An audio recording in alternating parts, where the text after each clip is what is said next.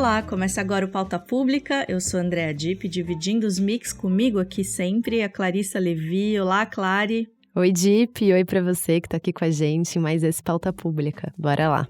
Segurança pública é sempre um tema que está em pauta, mas nem sempre o debate passa por um aprofundamento dessa questão, né?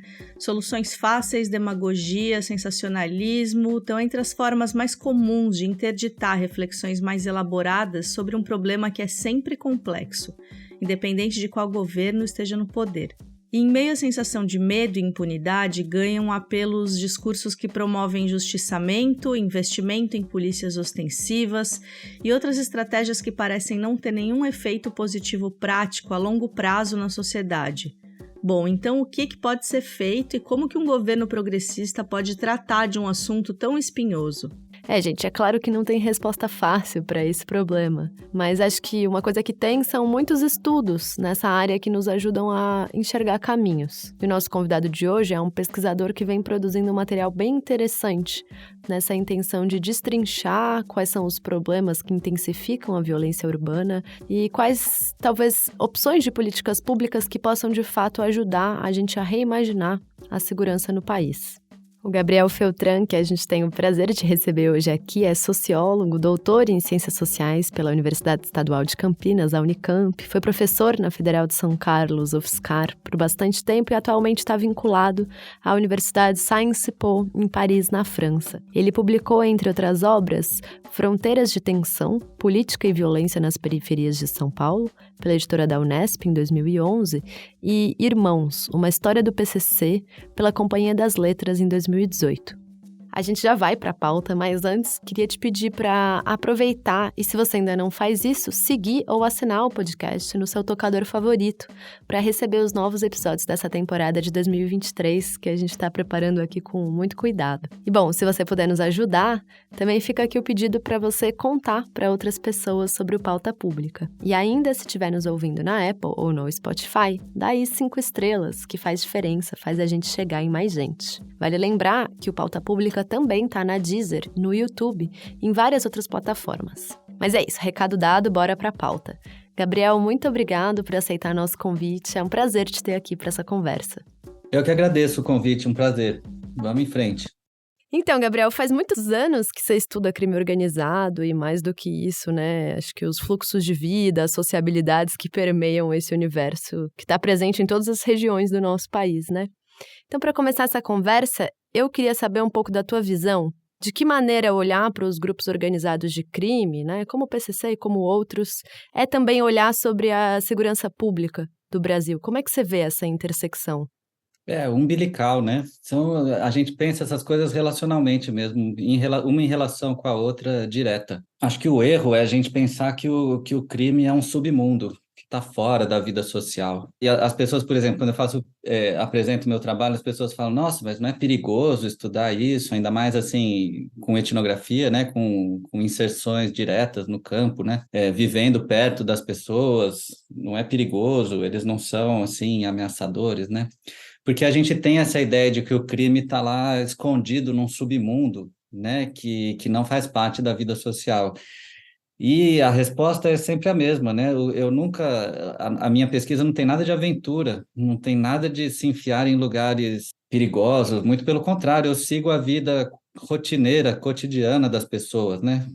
Em contexto, o crime está sempre reagindo à segurança pública e vice-versa. Então, eu costumo, inclusive, usar umas tabelas que mostram quais são as políticas de segurança que foram feitas em umas épocas e depois como foram as políticas que o crime fez para combater ou para resistir àquelas políticas de segurança. Dando um exemplo aqui, né? Teve um momento em que o PCC já era hegemônico no sistema penitenciário paulista.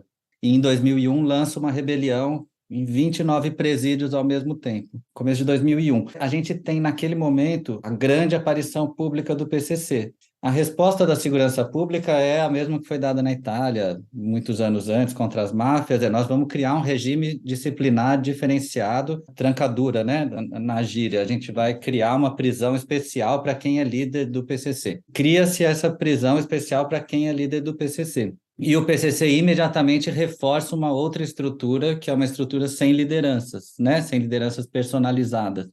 Uma estrutura de poder de posições, né, que são ocupadas por pessoas, mas que essas pessoas passam por essas posições. A gente chama de posições políticas, né? Do mesmo jeito que era o Bolsonaro o presidente do Brasil, sai o Bolsonaro, entra o Lula, sai o Lula, entra o próximo, a posição de presidente fica. Então, o PCC se organiza politicamente dessa maneira, põe as suas posições para que as pessoas possam entrar e sair delas, sem que o poder da posição se perca. Aí o governo encarcera aqueles que ele acha que são os líderes, mas a posição de liderança continua aqui trabalhando normalmente. Então, é o típico exemplo de como essas coisas são relacionais, né? O PCC age, o governo age. Aí o PCC reage, o governo reage. E assim a gente vai tocando esses últimos 40 anos, com muita vantagem para o crime nesse jogo relacional. Porque, por exemplo, as polícias pensam o problema até prender o cara. Ah, não, fizemos uma super investigação, fomos lá e prender uma pessoa. Jogamos dentro da cadeia. Bom, para o PCC, muito melhor, né? Nós temos cara agora dentro da cadeia, com a gente o dia inteiro, trocando ideia o dia inteiro e sabendo o que a gente pode fazer agora, como que a gente vai se organizar.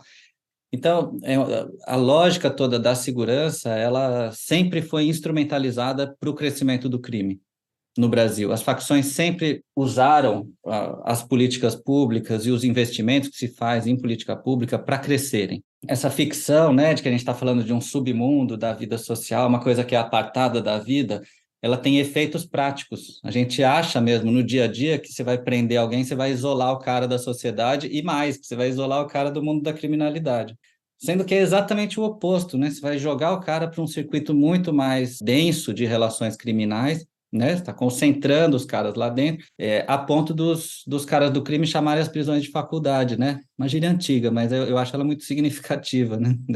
A gente vem multiplicando esse exército de ladrões, de traficantes, de criminosos no Brasil há 40 anos, né? Como evidentemente isso dá errado, aí o discurso é, não, mas é porque a gente não implementou direito, vamos pôr mais dinheiro agora e fazer mais forte que aí vai dar certo. E aí continua dando errado, né? E aí, não, ó, porque está faltando... A segurança pública talvez seja a área mais ineficiente das nossas políticas, né? Ninguém quer roubado, espera que o seu bem volte, ninguém se sente seguro sem segurança privada, ninguém confia na segurança pública, e, no entanto, todo mundo acha que tem que ter mais polícia, que tem que ter mais investimento nesse modelo de segurança pública que é falido completamente. Eu já te ouvi falando sobre uma certa visão, que acho que impera até hoje, numa parte progressista, que é o seguinte, olhar para a questão da segurança pública como algo que é só produto das desigualdades, ou seja, algo intimamente ligado a uma falta de desenvolvimento econômico, né, de crescimento econômico. Como se a gente resolvesse os problemas sociais, resolvesse a economia, de certa maneira, como consequência natural, fosse resolver também os problemas de segurança pública. E aí, então, eu queria te perguntar como é que você vê essa relação entre as desigualdades e as violências no nosso país, mas também os mercados super lucrativos, né, de coisas ilegais. Como é que essas duas esferas se juntam na tua análise?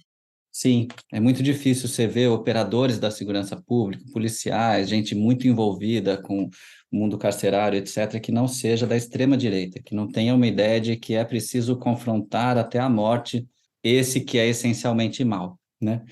Então, em muitos outros países não é assim, e eu acho que tem uma culpa importante dos campos mais progressistas, não estou falando nem só da esquerda, mas do campo progressista de modo geral, em abandonar a especificidade da área de segurança.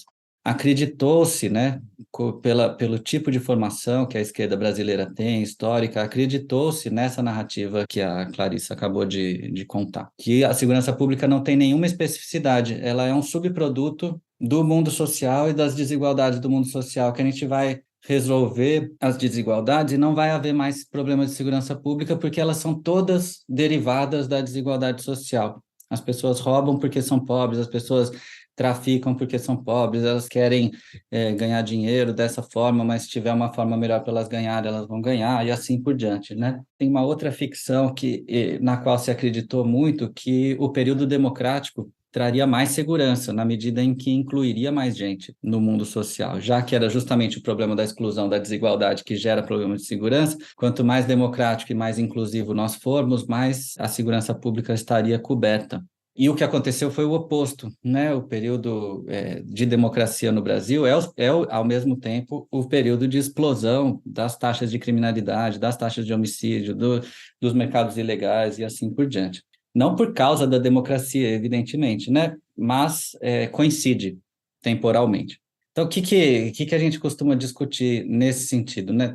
Tem especificidades, tem coisas muito específicas que têm que ser feitas na área de segurança pública para reverter esse quadro, ou mesmo para minimizar os efeitos negativos dos problemas de segurança que a gente tem. E existem experiências no mundo inteiro, e existem experiências bem-sucedidas, inclusive no Brasil, né, muito pontuais, para resolver problemas específicos, técnicos da área de segurança pública. Dando um exemplo, no estado de São Paulo, a gente tinha roubos e furtos de veículos muito altos, taxas muito altas de roubo e furto de veículo. A partir de 2014, essas taxas começam a cair. E cair, inclusive, as taxas de roubo violento, que são as que mais geram sensação de insegurança nas pessoas. Porque uma coisa é você chegar e o seu carro não está lá, onde você deixou.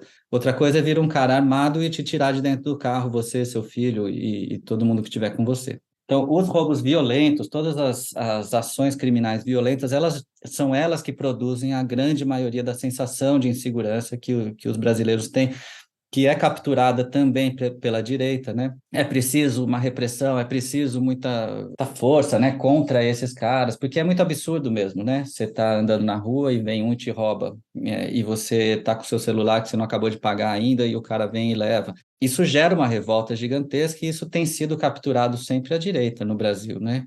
Com essa ideia de que, não, tem que matar esse cara, ele não me rouba mais. E não tem-se muito a visão de que esse cara está sendo contratado para roubar e que se você mata ele, o outro vai estar contratado no dia seguinte, porque tem uma máquina de um mercado gigante atrás, que ele pega o seu celular, entrega aqui, pega o seu carro, entrega ali, o seu carro vai ser desmontado, vai um monte de gente ganhar dinheiro com esse carro, inclusive muita gente legal, e assim por diante. Então, conhece-se muito pouco o mundo da segurança pública e conhece muito, muito menos ainda o mundo do crime. Eu acho que daí vem a importância dos grupos que fazem trabalhos sobre o crime, não só sobre a segurança, não só sobre com uma ideia genérica de que o crime é uma ausência de Estado, que é uma ausência de políticas, que é como se fosse uma folha em branco que a gente não preencheu, mas que se a gente preenchesse diferente ia funcionar de outro jeito. Essa ideia, né? Eu ponho o cara na cadeia e ele fica guardadinho ali esperando a hora de sair. Ele não fica guardadinho ali, eles ficam agindo ali de modo muito intenso. Um cara do crime na cadeia, ele passa o dia inteiro no telefone, com vários telefones, resolvendo treta de um, de outro, de outro, de outro. Não tem inação, né? Se tem ação de um lado, tem ação do outro lado, como a gente estava falando antes. Então a gente bota o cara na cadeia, o cara fica ativíssimo, né? E quanto mais esse universo repressivo se monta, mais se monta a contra-inteligência, mais se monta a contra-ofensiva, mais se montam todas as reações. É preciso que a gente conheça o mundo criminal, é preciso que a gente conheça como esse mundo criminal interage com a segurança pública, para a gente abandonar essa visão, né, ficcionada de que, olha, a gente tira os caras de circulação, sai da nossa vista e a gente vive aqui em paz. E, Gabriel, tem esse dado de que os homicídios estão em queda no Brasil depois de um aumento expressivo até 2017. E você fez um fio no Twitter, né, sobre por que esse dado precisa ser olhado mais de perto e com cuidado. Você também aponta nesse fio que, apesar das variações, o perfil da vítima não costuma mudar, né? Sempre homem, jovem, negro. Por que esse dado da diminuição da taxa de homicídios não é exatamente o que parece? Porque, primeiro, né, as pessoas acham que se há qualquer coisa que aconteça no universo criminal, e homicídios é uma coisa importantíssima no universo criminal, ela será derivada de uma ação do Estado, para o bem ou para o mal. Então, se subisse, a esquerda inteira ia falar que foi por culpa do Bolsonaro. Como baixou, ninguém fala do assunto, como se o assunto não fosse importante. E o que a gente está dizendo é assim, olha, o homicídio é um fenômeno hipercomplexo, que a gente vem estudando há muitos anos, e no Brasil especialmente, como em vários países da América Latina, o homicídio é um fenômeno pouco controlado pelo Estado, pouquíssimo controlado pelo Estado nesse momento. O que, digamos, é controlado pelo Estado é basicamente a taxa de homicídios policiais, que é de 10 a 15% dos homicídios totais no país, falando do país. O resto, ou não é sequer investigado, então a gente tem 67% dos homicídios no Brasil que não é, 63% que não é nem investigado, nem se começa uma investigação, ou quando se começa uma investigação, não se conclui essa investigação com esclarecimento e punição dos responsáveis, etc. Então, a verdade é que o que o Estado faz ou deixa de fazer, infelizmente, no Brasil, interfere muito pouco nas taxas de homicídio diretas. Já houve casos super bem-sucedidos de intervenção estatal nas taxas de homicídio. O caso de Pernambuco, com o Pacto pela Vida, foi um. O Ficar Vivo em Belo Horizonte teve um efeito significativo no começo. As UPPs no Rio de Janeiro tiveram um efeito significativo no começo sobre as taxas de homicídio, depois deixaram de ter. Quem impacta taxas de homicídio para valer no Brasil hoje, falando das últimas 2 décadas principalmente, são os confrontos internos ao universo criminal. São as brigas de pequenos grupos ou grandes grupos pelos mercados ilegais. Por que sobe muito o homicídio nos anos 90 em São Paulo? Porque você tem um influxo gigantesco de dinheiro no tráfico de cocaína internacional que chega nessa época, o tráfico de cocaína pesado, transnacional, com repressão na Colômbia, você diversifica isso. Bom, Legião Urbana cantava isso nos anos 80, né? Primeiro no Rio de Janeiro, depois vai para São Paulo. Esse dinheiro vai ser disputado pelos muito pobres, vai virar uma guerra, essa guerra vai armar os grupos dos dois lados. O PCC vai conseguir pacificar esses grupos, matando os justiceiros, que eram inimigos comuns, e aí os homicídios sobem muito. A hora que pacificou tudo e o PCC implementa os seus dispositivos de justiça, em todas as favelas de São Paulo, etc., os homicídios começam a cair. Ah, mas é multicausal, tem outros fatores também. Tem outros fatores também, mas esse é o fator explicativo central, é por isso que sobe rápido e desce rápido, né, a taxa de homicídios em São Paulo. E essa é a curva padrão, com intensidades muito variadas e tempos muito variados. Essa é a curva padrão de onde entram as facções, onde era aquela pequena delinquência e, de repente, chega um cara de uma facção criminal e fala, vamos organizar essa parada aqui. Então, você tem, no começo, em geral, um pouco uma subida dos conflitos e uma subida dos homicídios com uma descida dos homicídios posterior. Então, o que aconteceu no Brasil, na nossa hipótese, a hipótese que a gente publicou para ser discutida? Claro que é um fenômeno hipercomplexo, a gente precisa de discussão sobre esse fenômeno. A nossa hipótese que a gente vem trabalhando, com bastante pesquisa, e a gente fez essa hipótese comparando o caso de São Paulo com o caso de Porto Alegre, com o caso de São Luís do Maranhão e com Maceió, Alagoas. Então, a gente, comparando esses 4 casos de subida e descida de homicídios, em tempos e intensidades diferentes, a gente explica nessas 4 cidades que é justamente a disputa entre os grupos criminais pelos mercados de droga, com ênfase ao mercado de cocaína. Essa disputa faz os homicídios subirem e, ao mesmo tempo, né, que está havendo uma absorção dos grupos locais pelas facções, e depois que as facções estão estabelecidas, essas taxas caem. No Brasil, a gente tem o processo de expansão do CV e do PCC, e a gente vai vendo a subida das taxas exatamente nos momentos em que essas 2 facções estão chegando aos diferentes estados. E essas facções chegam aos diferentes estados e rompem em 2016. O que faz estourar uma guerra pelo país inteiro no mundo do crime. Notícias de uma guerra particular, né? Uma guerra particular dos caras do crime. Essa guerra eclode, você tem massacres gigantes dentro das cadeias norte e nordeste, mas você tem também briga no varejo, os caras se matando no varejo pelo espaço, né, de controle, seja territorial ou social, de controle do mercado de drogas, principalmente, mas de todos os mercados que se associam a ele, né, que lavam esse dinheiro, etc. Então, você tem esse pico e depois eles vão se acomodando e você vai tendo uma sequência de diminuição das taxas de homicídio na maioria dos estados, que vai refletindo nessa taxa agregada, né?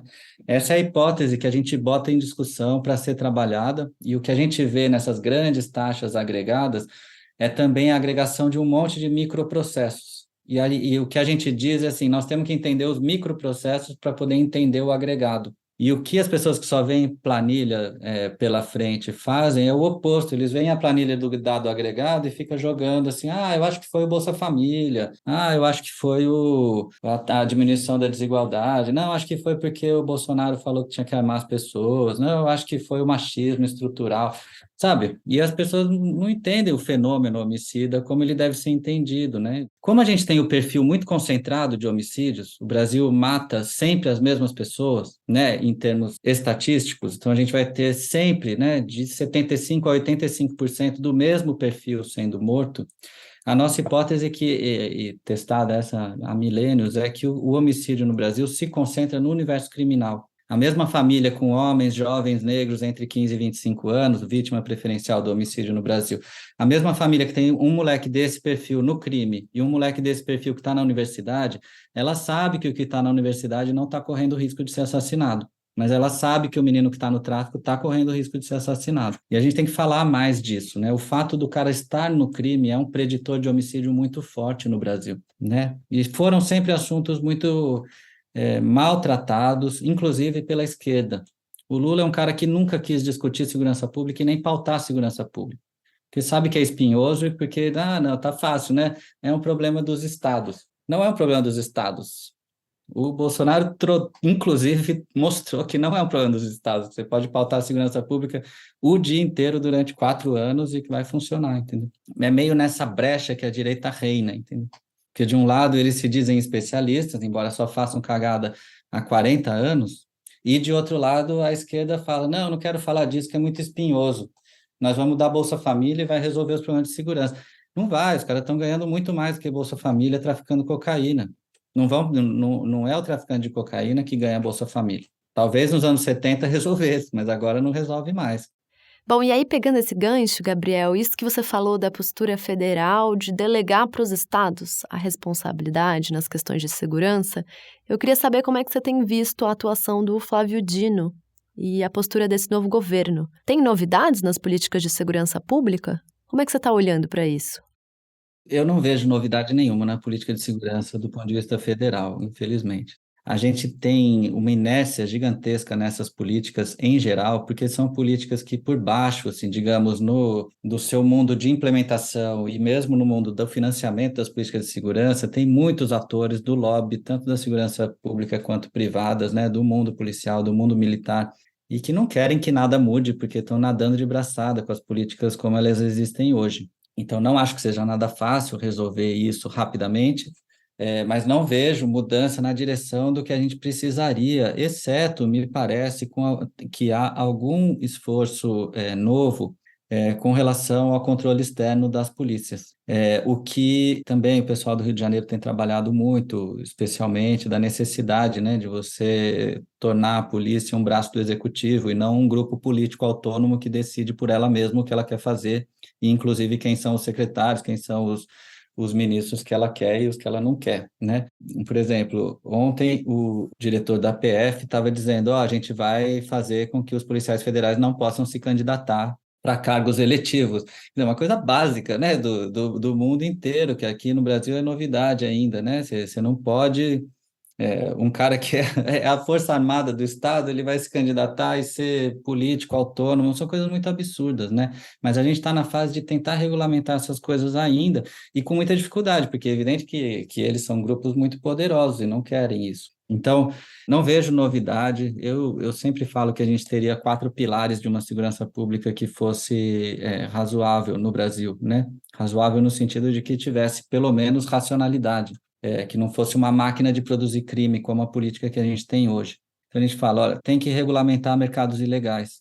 Foi isso que foi feito em São Paulo a partir de 2014, por exemplo, né? Lei do desmanche, regulamenta o mercado de desmontagem veicular, que é um mercado alimentado pelo crime, você consegue ir baixando o roubo e o furto de veículos. Tem que regulamentar o mercado de drogas. Todo mundo sabe que vai reduzir violência, vai gerar outros problemas, vai manter mercado ilegal, só que a gente vai reduzir muito a violência e a capacidade de acumulação dos grupos ilegais. Tem que ter regulação de mercado ilegal, esse é ponto 1. E a gente já sabe fazer isso, inclusive porque foi feito em São Paulo no caso dos carros, dos veículos, tá? E tem experiências internacionais gigantescas, muitas sobre regulamentação de mercado de drogas, na América Latina, inclusive, nos nossos vizinhos, inclusive. Então, é preciso fazer isso. Segunda coisa, é necessário fazer uma mudança da política penitenciária para que as cadeias deixem de ser, né, faculdades do crime, como elas são. Terceira coisa, fundamental, controlar externamente o uso da força, produzindo um uso da força democrático, que seja para todos. Legitimar as polícias perante a população a partir da regulação, da legalidade da ação policial. né? Então, tem que ter controle interno, tem que ter controle externo.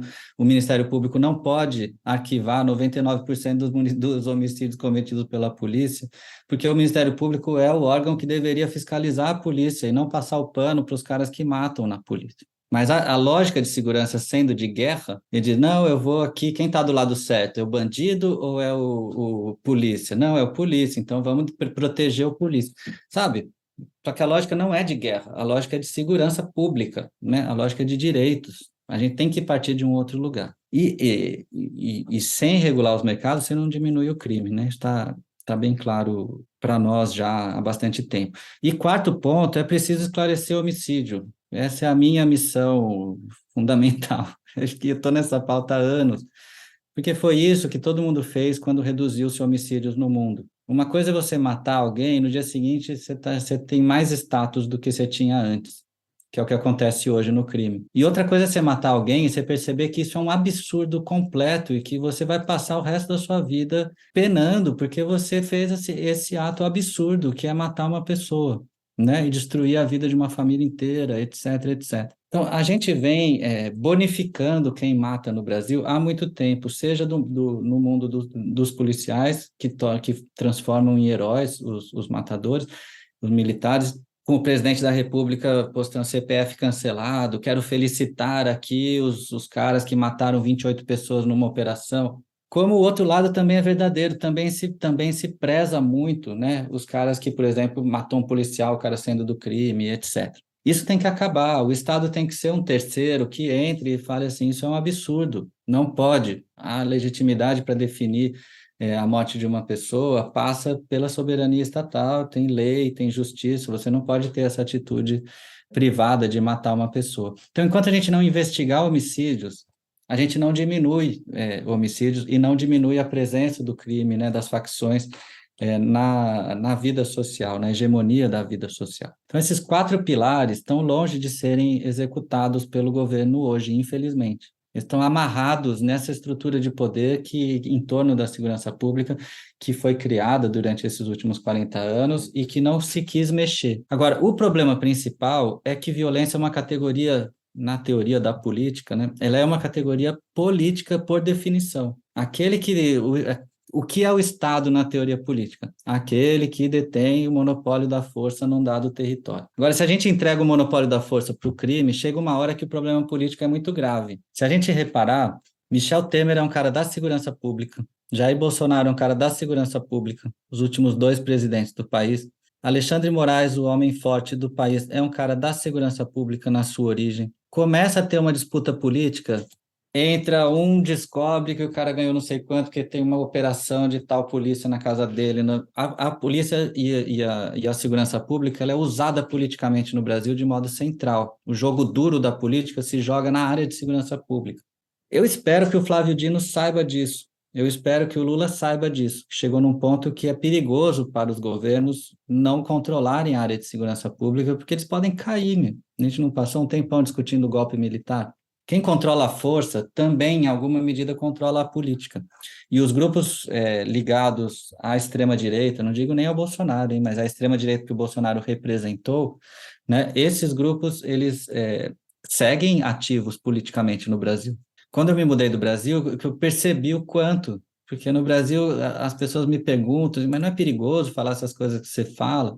Que veja, a violência ela está o tempo inteiro pautando o debate político, a ponto de ser perigoso a gente dizer coisas, porque você sabe que você pode morrer por causa disso, entendeu? Quando você sai do Brasil, você fala, mas não tem liberdade de pensamento, liberdade de cátedra, liberdade de imprensa, liberdades, né, civis. No Brasil, a gente foi perdendo progressivamente, né? É comum imaginar que seja perigoso discutir um tema de interesse nacional, porque são atores tão importantes e tão violentos que pode ser perigoso efetivamente. Eu espero que se perceba o que está acontecendo, né? A expansão das facções, a diversificação dos mercados ilegais, a importância dos mercados de lavagem, né? Seja com criptomoeda, seja com ouro, seja com todas as outras formas de lavagem de dinheiro existentes, a importância da região norte e nordeste para o tráfico de cocaína em escala industrial, a relevância do problema para a Amazônia. A gente espera que isso seja percebido e não que se imagine, né, como se pensa no geral no Brasil, que tem o bonzinho de um lado, o malzinho do outro, que a gente vai prender o malzinho e a gente vai viver em paz. Já foi esse tempo, né? Não é mais assim. Você tem um estudo que é super interessante, né, sobre a expansão do PCC e do Comando Vermelho, que traz um pouco sobre o funcionamento das estruturas, né, dentro das facções, que são bastante elaboradas, com saberes e tecnologias que vão se desenvolvendo internamente, né, e também sobre como elas vão ganhando territórios. Aí eu queria pedir para você contar um pouco sobre esse trabalho, quais foram as descobertas que mais chamaram a atenção. Mas eu também queria mencionar aqui para quem está ouvindo a gente, né, sobre o seu livro, né, sobre o PCC, que é o Irmãos, uma História do PCC, que foi escrito a partir de 2 décadas de pesquisa e que virou série da HBO. Então, como e por que também você começou a pesquisar o PCC e o que te manteve por tanto tempo olhando para isso? O meu trabalho de pesquisa, ele começa como um trabalho de pesquisa sobre o cotidiano das periferias, principalmente das favelas de São Paulo. Então, a partir do cotidiano das periferias e das favelas, eu vou me dando conta de que nelas o PCC não era exatamente um grupo que produzia ações criminais.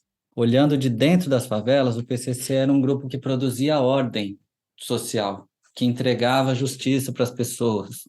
Ah, como assim?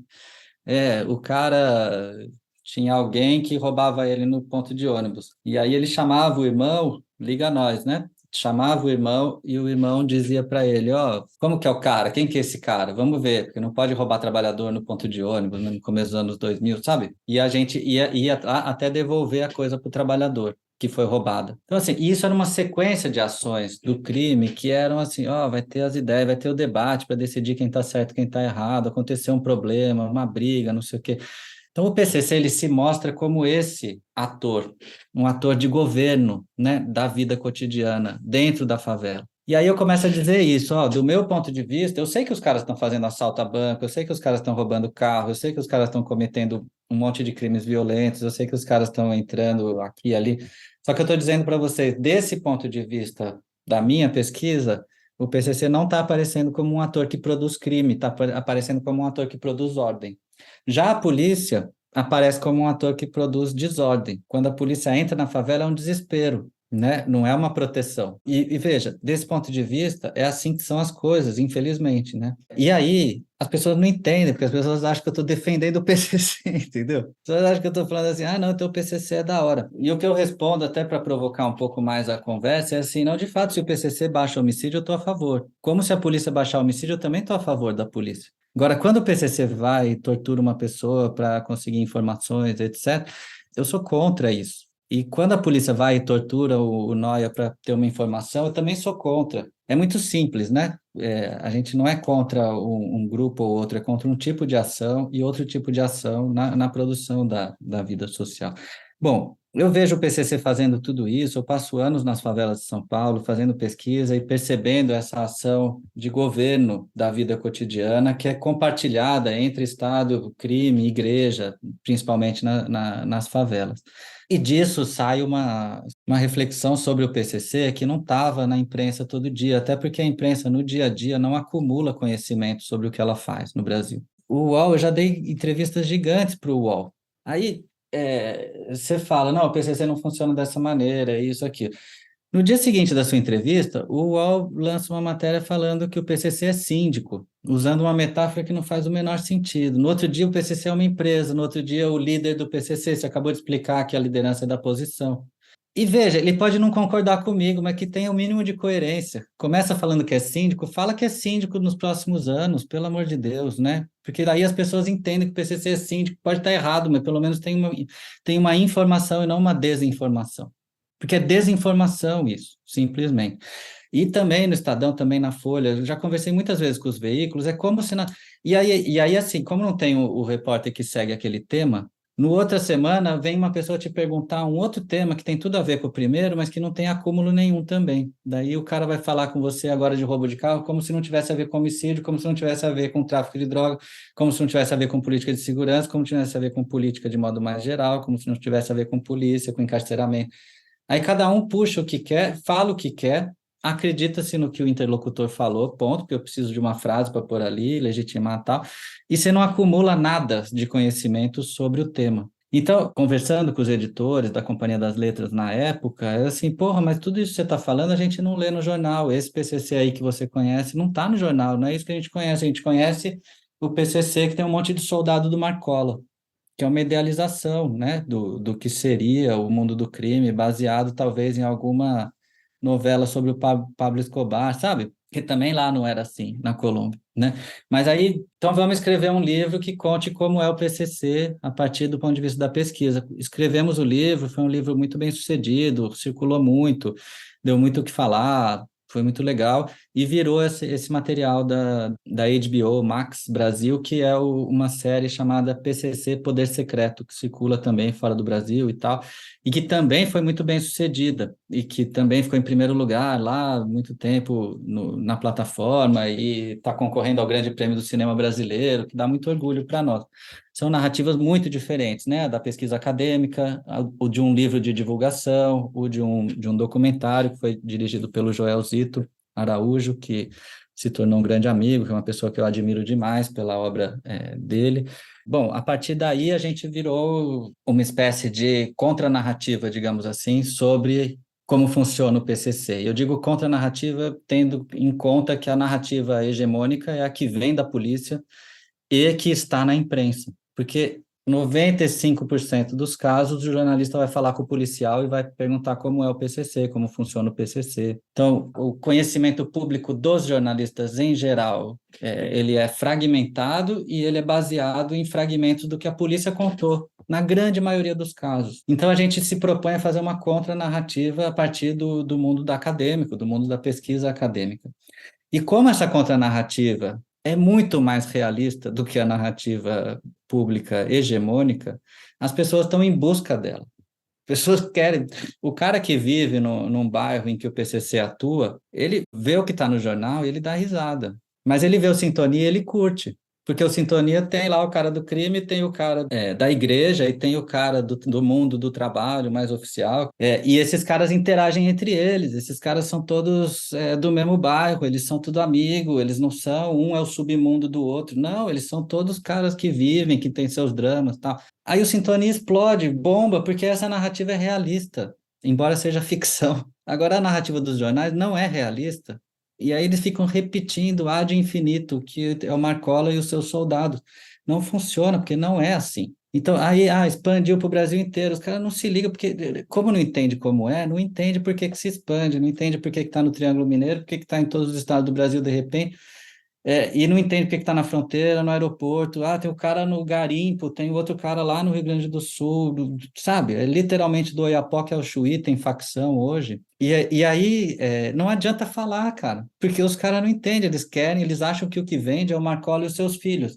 Só que não vira, porque, na verdade, quando você faz a narrativa mais realista, rende muito mais. Claro, pode ter problemas, pode ter erros, pode ter alguma coisa ou outra, mas é fato que as pessoas estão em busca de entender o que está acontecendo na vida delas, e esses produtos, de alguma forma, ajudam. Coisa que a desinformação geral não ajuda. Infelizmente, a gente vai perdendo espaço. Eu sempre acho que o acadêmico tem que ter um espaço no debate público, ele não vai explicar tudo para as pessoas.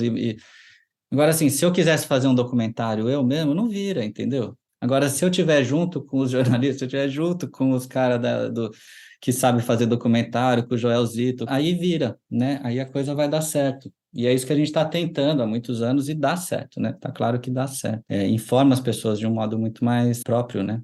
Puxa, Gabriel, muito obrigada por essa conversa. É isso, dá vontade de passar mais umas 3 horas aqui, né? Falando sobre esse mundo real aí que você vê de pertinho. Brigadão. A gente se vê em outras pautas públicas, com certeza. Contem comigo, com o nosso grupo. Eu não falo sozinho também, né? Tem muita gente que trabalha comigo, então contem com a gente de modo mais geral para ir qualificando essas conversas um pouquinho. Um grande prazer. Oi, gente, aqui é o Ricardo Terto, produtor do Pauta Pública. A agência pública tem um recado muito importante para passar para vocês. Aviso: esse material tem relatos de violência sexual. As denúncias podem causar incômodo em algumas pessoas. Minha irmã tinha me dito: não se assuste, porque ele vai te dar um beijinho. Mas ele me cumprimentou e já passou a mão nos meus peitos. Eu tinha 9 anos. A segunda vez, ele já me levou para o quartinho. O Samuel colocou um pacote de dinheiro em cima da mesa e perguntou: "Você quer?" Eu tinha 14 anos. Era constrangedor. A gente via as meninas que iam subir para o escritório do Samuel no elevador. Todo mundo sabia. Isso era em São Caetano, na sede das Casas Bahia. 2 anos atrás, a agência pública fez uma série de reportagens narrando denúncias sobre casos de abuso sexual que teriam sido cometidos por Samuel Klein, o fundador das Casas Bahia. A gente publicou uma série de reportagens com relatos como os que você acabou de ouvir e que aqui foram lidos por repórteres da nossa equipe. A gente entrevistou mais de 35 pessoas, consultamos processos judiciais, inquéritos policiais. Encontramos fotografias e vídeos que mostram o empresário cercado de meninas nas suas mansões, no seu iate e até dentro do seu escritório na sede das Casas Bahia. Mas essas denúncias nunca chegaram ao grande público.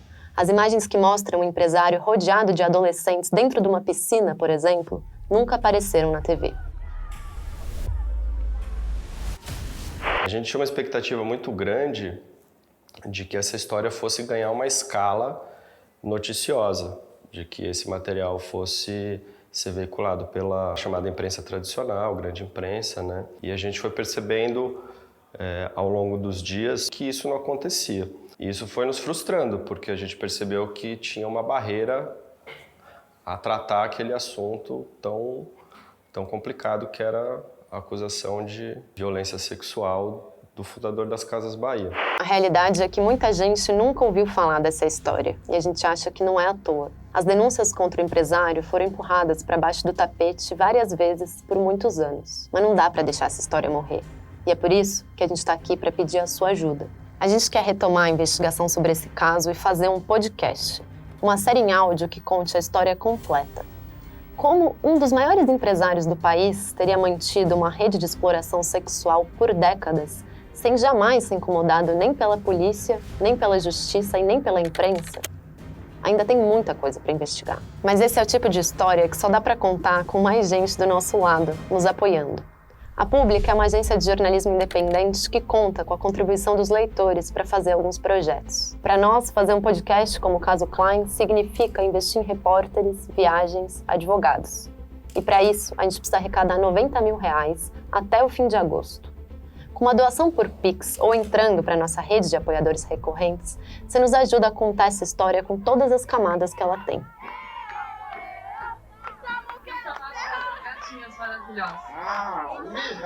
Não tem palavra. Se puder, doa agora. Acesse aí aliados.apublica.org e vê qual opção fica melhor para você. É o seu apoio que vai fazer a diferença aqui. Este podcast é uma parceria da Agência Pública com a Rádio Guarda-Chuva. Jornalismo para quem gosta de ouvir. E chegou a hora da gente recomendar um programa da Rádio Guarda-Chuva para você emendar na sua playlist depois do Pauta. Tá acompanhando a nova temporada do Vida de Jornalista? Nessa nova série que já está no ar, o excelente Rodrigo Alves convidou nomes importantes do jornalismo para contar suas trajetórias de um jeito surpreendente. Nomes como Dorit Hazarim, Fabiana Moraes, Inês Aparecida, e agora já está disponível o episódio com Paulo César Vasconcelos. É um episódio melhor que o outro, então o jeito é maratonar. Bota o Vida de Jornalista na sua playlist para tocar depois do Pauta.